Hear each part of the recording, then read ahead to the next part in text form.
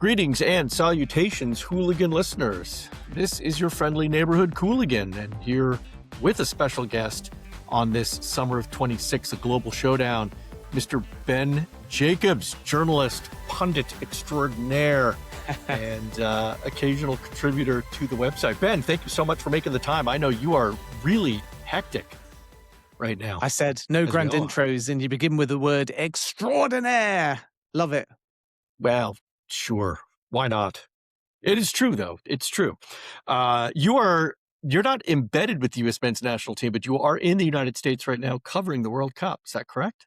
Yeah, I mean, I'm basically with the US men's national team. We've been following them all tournament. I've seen some other games. I did Canada, who beat South Africa. We saw Iran in a very political build-up. And yeah, from Canada's point of view, Jesse Marsch has done what Mauricio Pochettino has to do and win a knockout game.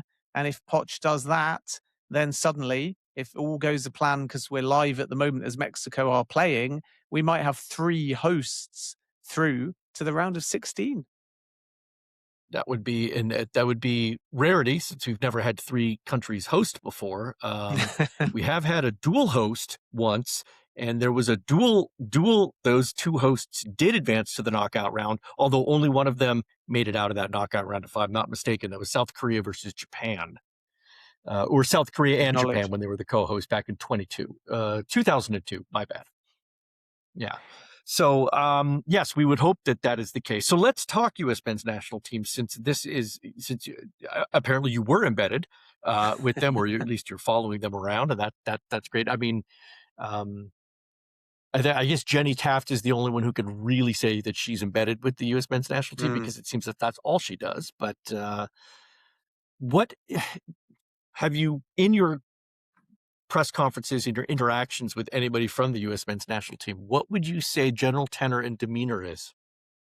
Well, I think the mood is very strong, and certainly no one's perturbed by the 3-2 loss to Turkey, which is why Mauricio Pochettino kind of snapped at media afterwards, because his perspective was tone-wise. He was receiving questions like the US were out and Turkey had won the group.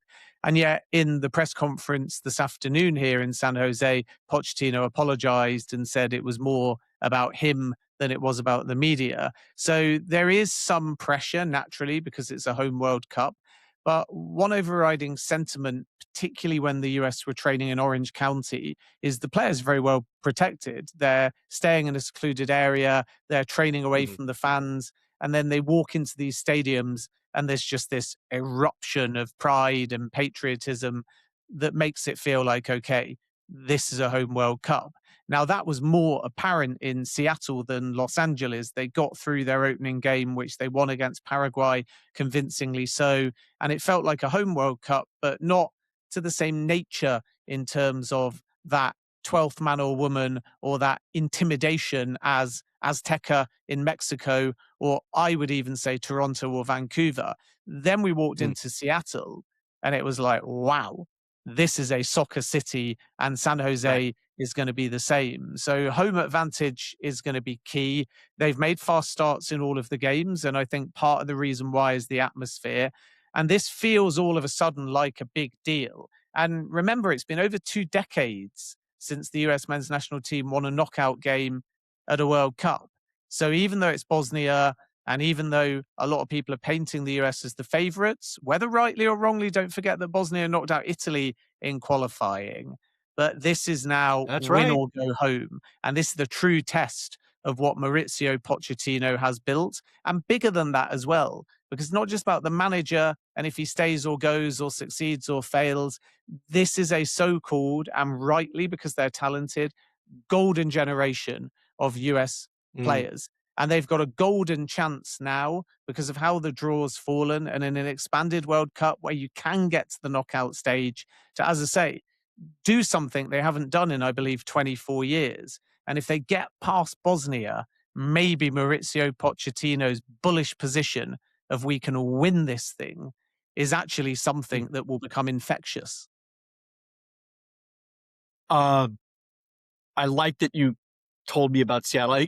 It came through even on the broadcast, because I was not able to attend the Seattle game, and sadly I will not be at the game in San Jose tomorrow. I'm hoping to be down at San Pedro Square, but not in the but not if not at San Pedro, then I will be at the local watch party in Oakland, California, which is a great scene as well. Mm.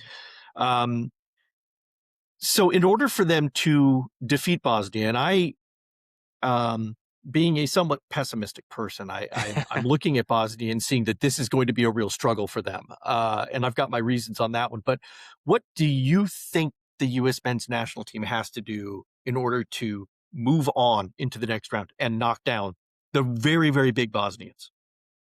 Well, first of all, they've got to make a fast start, because if they get Mm, themselves into a tight game, a nervy affair, which was kind of how Canada, South Africa panned out, it becomes a bit of a coin flip. And that was definitely also the case with Germany labouring and eventually going out on penalties to Paraguay. And the fact that the US men's national team dispatched Paraguay so comfortably and then they can knock out Germany is both credit to the US, mm, but it's indicative of the fact that this expanded World Cup still doesn't have any easy games. People are putting their mortgage on Argentina beating Cape Verde, but Cape Verde drew 0-0 with Spain. And if they replicate that, the game would go to extra time and penalties, and it's a lottery yeah. again.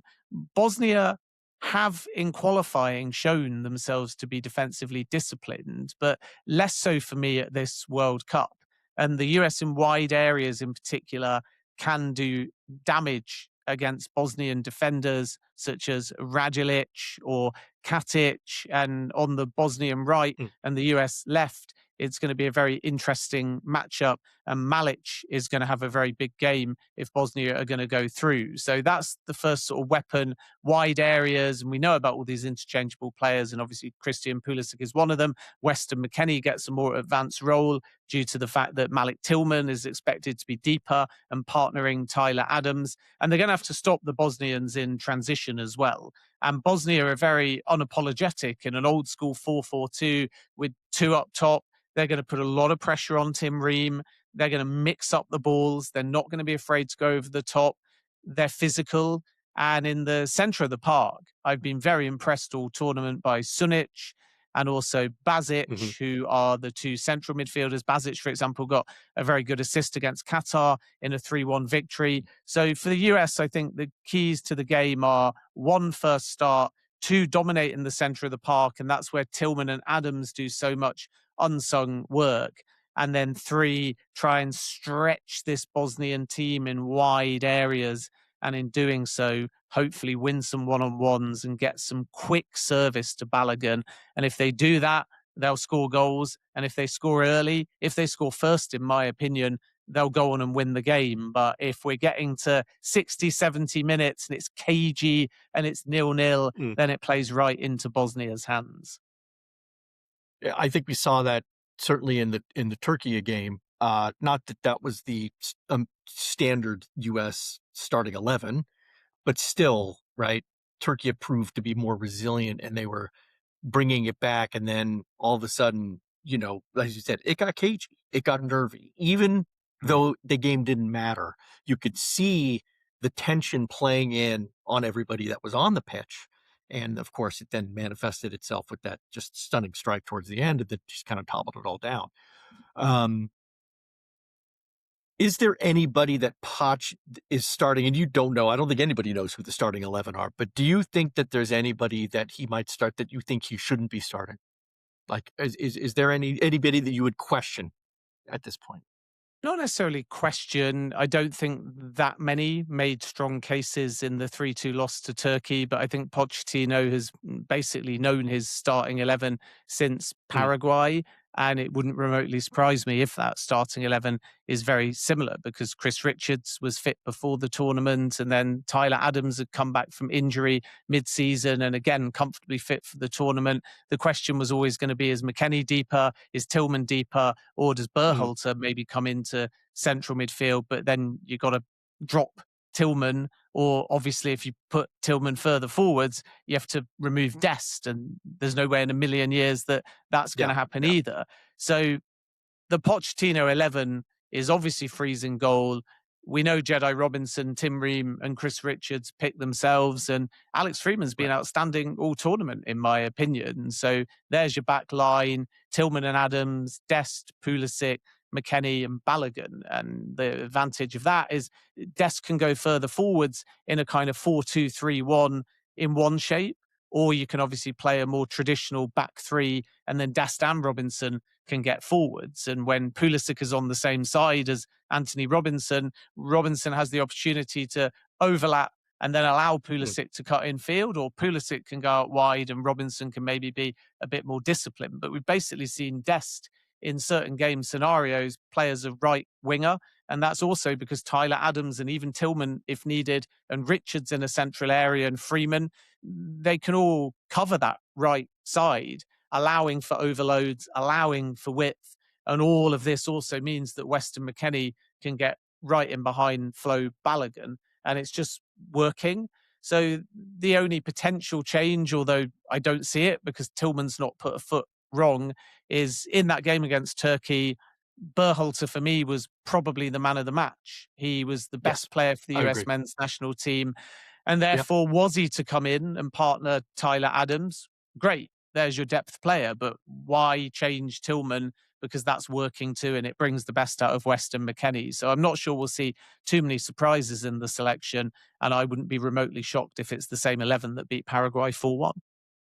Yeah, Berhalter was really where I was going, because he impressed me as well. I was, I liked his drive, I liked his energy, I liked the choices that he was making, the way that he was just able to bring a certain aura of menace to the game, and Totally. it was such it was refreshing to see somebody coming on. And now I'm thinking to myself, wow, yeah, what a fantastic tool to have in your box, in your arsenal. When if someone's getting tired, or if somebody gets a knock or something, boom, you just slot him right in and he's good to go. So I think that's going to be a fantastic thing to do. I also agree. Very few of the other players that came on were truly wowing me in Turkey as well. But listen. This game is so important. Anybody who gets asked to be put on that pitch is going to be given 100%, maybe more if they can. So, I don't expect it's ever going to be from an effort perspective.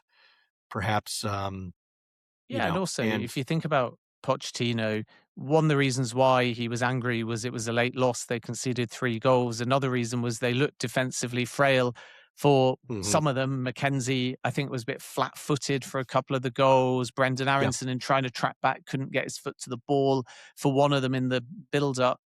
But Pochettino probably feels like they'd won the group, and you're giving several players that World Cup experience. So if they become impact players, substitutes, if you get an injury, they know what it's all about. And when you look at the 11 that started against Turkey from the players that came in, Weah's capable of creating an impact. Pepi can be a special player. We all know what Reyna can do, and he might only need 10 minutes in a game to do it. Brendan Aaronson is all energy, is a Premier League player, is someone that maybe might feel hard done by not to be starting games. So what a luxury to be able to bring somebody like him on as well. So there is attacking depth in particular. It's maybe at the back where you think Trusty scored a goal, brilliant, fantastic moment, one of the most popular players in the dressing room, can have an impact in both boxes. But as I say, Mackenzie looked a little bit at fault. There's not that much between the two goalkeepers. So I think if Pochettino ever had to change his goalkeeper due to injury or tactical selection, he wouldn't be that fussed. But it is a compliment in many ways, the US men's national team. You can look at the Turkey loss and you can say it's a defeat. And some people are wrongly billing this as well. They only beat Paraguay. They only beat Australia. And they lost to Turkey. So then if you go out to Bosnia and Herzegovina, it's like, was there any sort of huge win? And I think that's total nonsense, because Paraguay just dumped out Germany and the US men's national team scored 4 goals against them in a pressure game where if you slip up there, people are saying you might not even get out the group. Australia absolutely demolished Turkey, and the US men's national team totally stifled them and stopped them from playing, and they looked clueless. And that wasn't just because it was a bad performance. It was because the US men's national team once again got out the blocks quickly. And then, of course, when you've won the group, and you make that many changes, and Turkey are already out and looking to finish on a high, it's got a different vibe to it. But my expectation is we're going to see the US men's national team turn out that started in such an electric way against Paraguay. And if they play like that against Bosnia, they'll win the game. And that's why they're going into the game as favorites. My one concern from Bosnia, I don't see a lot about him in the press, is Aaronson Memić. That guy terrifies me. If he comes on the pitch, because he's not going to start, right? I mean, he's a non-starter for them, but he's come on twice and he scored twice, and both of them have been absolute crackers. In fact, one of them, his first goal, even though it was a wasted goal, it was in dead time, right? It was an absolute thing of beauty with the corner kick deflected back to him. Just a simple volley with precise execution. I worry about him coming on and doing something. If it's close, he comes on the pitch, I'm nervous. I'm going to be sweating bullets. Yeah, I just think they've got depth, right? And if we see Esmir as part of the game, that will be very interesting. The former New England Revolution midfielder who had opportunities, let's not forget, to represent the US, and it did so, won one cap and played for the under-23s and the under-19s. So that's quite an interesting story as well. You've got Edin Dzeko, who's leading the line. We've not spoken about him. He's the talisman. He's the one that Bosnia will feel they can turn to for a goal, and he could become one of the oldest World Cup goal scorers. They've got relatively glittering array of experienced capped players. And this is no pushover team.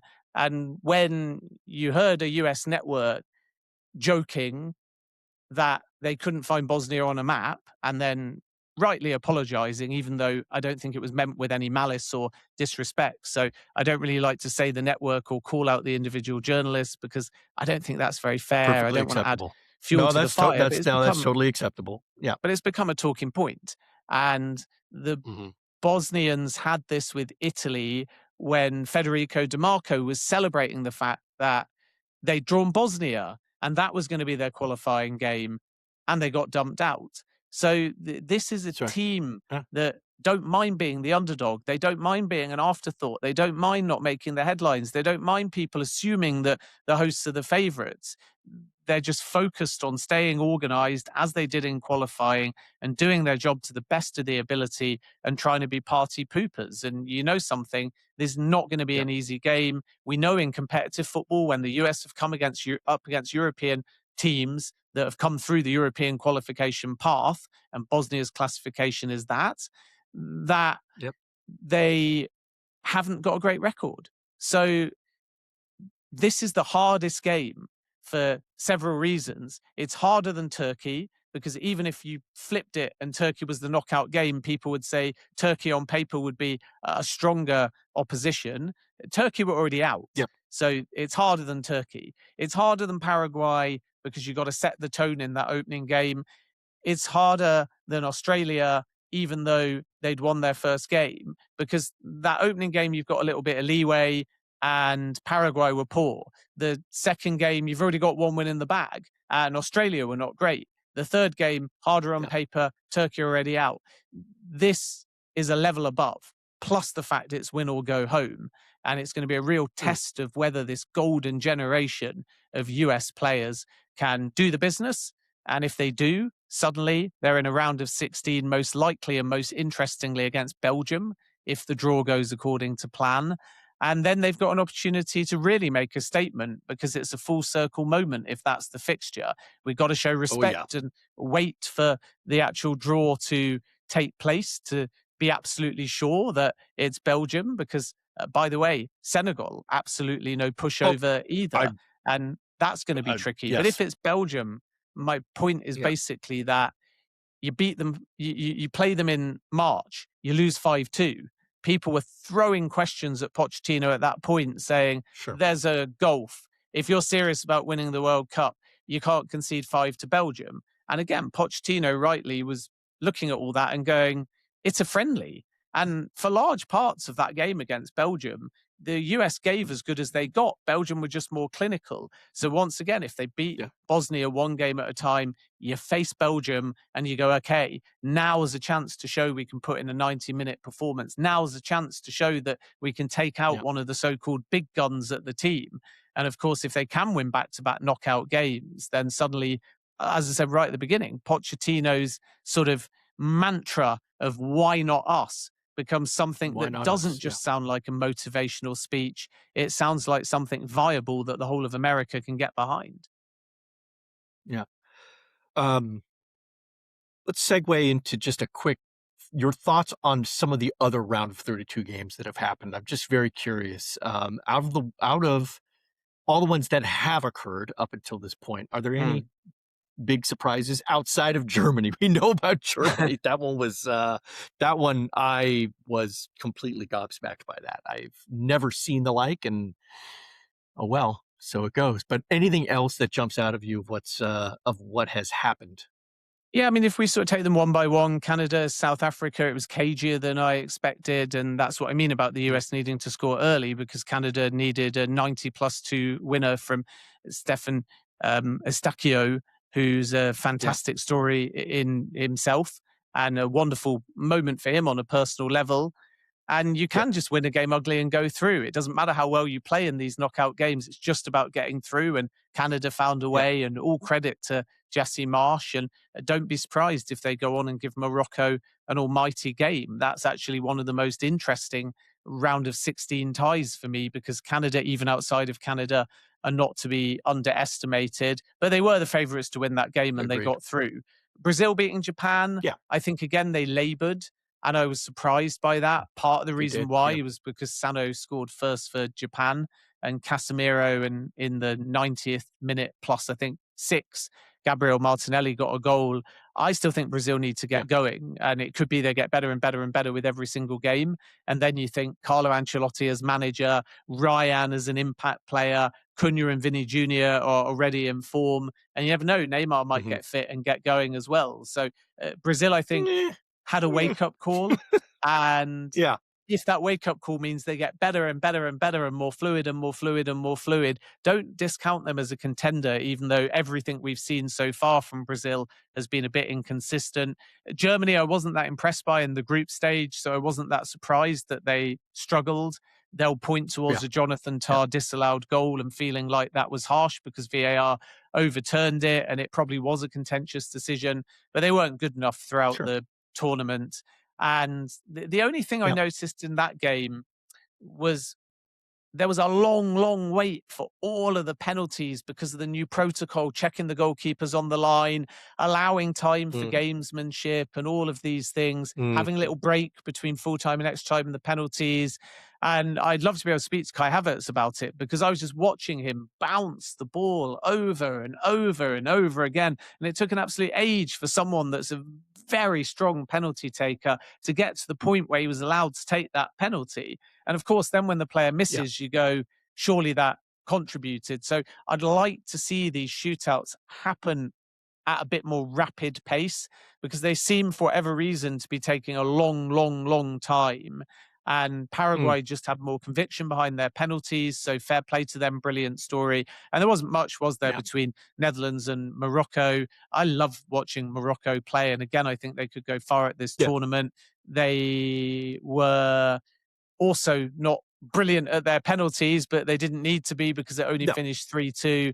And even though the Netherlands didn't go through, a lovely moment, an emotional moment for Cody Gakpo, seeing everybody run around Yes. him as he fell to the ground, because sadly he and his partner had announced only a few days ago that they'd lost their son during pregnancy. So big hug, Yeah. big love to him. And even though they went Yeah. out, that was still a very special moment for him, watching his teammates and his squad rally around them. And then the Haaland show, Norway through, and France obviously just Yeah. cruising past Sweden. I wasn't that surprised by either of those results. Yeah. The one thing that jumped out at me was the sort of what I call the Kluivert continuum. Justin Kluivert struck his left side post on his penalty kick, and 26 years ago to the same day. His Yeah. father, Patrick, did the same against Italy in the in a Euro semifinal. In not in a penalty shootout in real time. I just found that a strange coincidence. Once again, proving that the soccer slash Eerie. football gods do have a sense of humor, a very weird and odd sense of humor.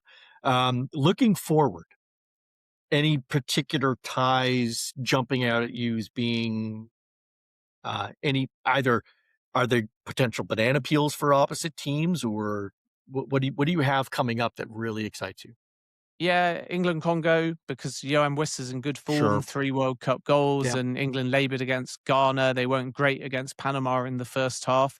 So we need to see an England team get off to a fast start as well, because if that's 0-0 at half time, then it's going to get very, very nervy. I think Senegal Whoa. Belgium Yeah. is tough to call because Senegal have been extremely well organised and are scoring goals of their own, and Belgium at their best can dispatch a Yeah. team. So that's going to be a bit of a clash of styles and is very hard to call. I expect US to beat Bosnia and Spain to come through against Austria. Maybe the most Hmm. interesting tie for me is Portugal against Croatia, because we're going to lose from the World Cup, barring any Right. surprise or U-turn, either Cristiano Ronaldo or Luka Modric, and Croatia are no Sure. pushover. And Portugal have been quite inconsistent at this tournament, but I still expect Yeah. Portugal to edge that one. Switzerland, Algeria, very interesting as well. Algeria have had a great tournament so far, and Switzerland in knockout games haven't always been at their best. So it wouldn't surprise me if Algeria actually edge that Yeah. one.